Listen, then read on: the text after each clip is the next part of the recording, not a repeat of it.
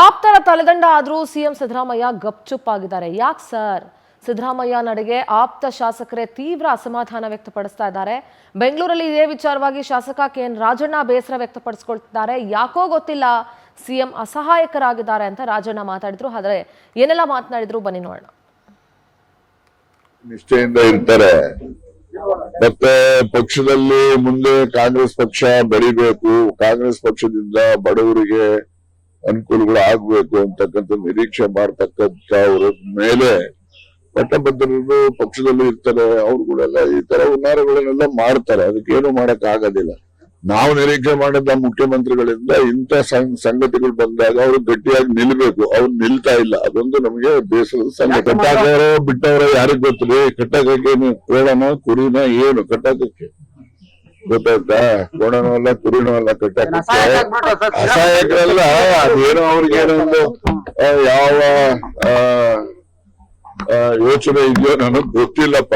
But ನಾವು ಸಿದ್ದರಾಮಯ್ಯವರಿಂದ ಈ ರೀತಿ ಅಸಹಾಯಕ ಪರಿಸ್ಥಿತಿಯಿಂದ ನಾವು ನಿರೀಕ್ಷೆ ಮಾಡಿರ್ಲಿಲ್ಲ. ಯಾವ ಪಾರ್ಟಿಲಿ ಇಲ್ಲ ಹೇಳಿ?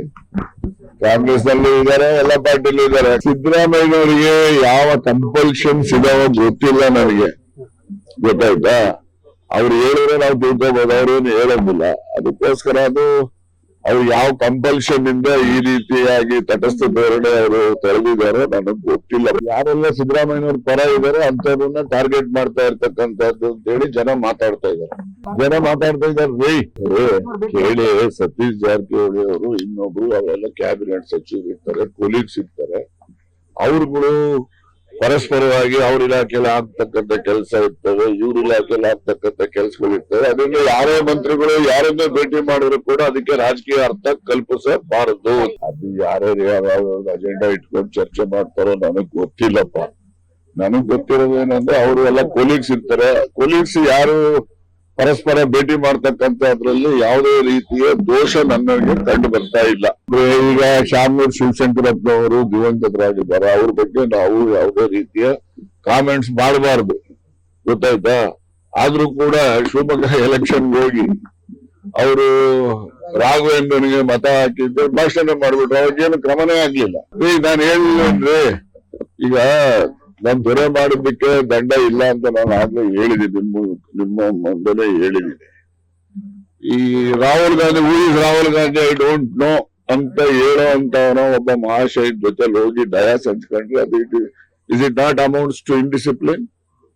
ನಮ್ಮ AICC ಅಧ್ಯಕ್ಷ ಹೇಳಿದ್ರು, ಯಾವ್ದಪ್ಪ ಅದು ಅಯೋಧ್ಯೆ ಅಲ್ಲ ರೀ, ಪ್ರಯಾಗರಾಜಕ್ಕೆ ಹೋಗಿ ಆ ನದಿಲಿ ನಾವು ಮುಳುಗ್ಬಿಟ್ರೆ ಅಮರ ಗರೀಬಿ ಚಲ ಜಾತಾ ಕ್ಯಾ ಅಂತ ಹೇಳಿದ್ರು ಇಲ್ವೋ? AICC ಅಧ್ಯಕ್ಷ ಹೇಳಿದ್ದು. ಅಲ್ಲೋಗಿ ಇವರು ಯಾರು ಏನ್ ಬೇಕಾದ್ರೂ ಭಕ್ತಿ ತೋರಿಸ್ತು, ನಮ್ದೇನು ಅಡ್ಡಿ ಇಲ್ಲ ತೋರಿಸೋರಿಗೆ. ಆದ್ರೆ ಅಲ್ಲೋಗಿ ಎಲ್ಲ ಮಾಡ್ಕೊಂಡು ಆದಿತ್ಯನಾಥ್ ಯೋಗಿ ಅವರು ಬಹಳ ಚೆನ್ನಾಗಿ ಎಲ್ಲ ವ್ಯವಸ್ಥೆ ಮಾಡಿದ್ದಾರೆ ಅಂತ ಹೇಳಿ ಅವರಿಗೆ ಕಾಂಪ್ಲಿಮೆಂಟ್ಸ್ ಕೊಟ್ಟು ಬರ್ತಾರೆ. ಹೌದಲ್ವಾ? ಇವರು ಅಂಬಾನಿ ಮದುವೆಗೆ ರಾಹುಲ್ ಗಾಂಧಿ ಅವ್ರ ಇನ್ವಿಟೇಷನ್ ಇಸ್ಕೊಳ್ಳೋದಿಲ್ಲ ಅಂತ ಮದುವೆಗೆ ಎಲ್ಲ ಹೋಗಿ ಬರ್ತಾರೆ. ಈಗ ನಮಗೆ ಯಾರು ಶತ್ರುಗಳು ಇರ್ತಾರೋ ಶತ್ರುಗಳ ಜೊತೆ ನಾವು ಮಿತ್ರತ್ವ ಬೆಳೆಸ್ತೀವಲ್ಲ ನಾವು, ಅದೆಲ್ಲ ಯಾರು ಕೇಳ್ಬೇಕು. ಅದನ್ನೆಲ್ಲ ನಾನು ಕ್ರಮ ಆಗ್ಬೇಕು ಅಂತೆಲ್ಲ ಕೇಳ್ರಪ್ಪ, ಅದು ನಾನು ಕ್ರಮ ಆಗ್ಬೇಕು ಅಂತ ಹೇಳ್ತಾ ಇಲ್ಲ. ನಾನು ಈ ಸಂಗತಿಗಳನ್ನ ಪಕ್ಷದಲ್ಲಿ ಗಮನಿಸ್ಬೇಕು ಅಂತ ಹೇಳಿ ಹೇಳ್ತಾ ಇದ್ದೆ.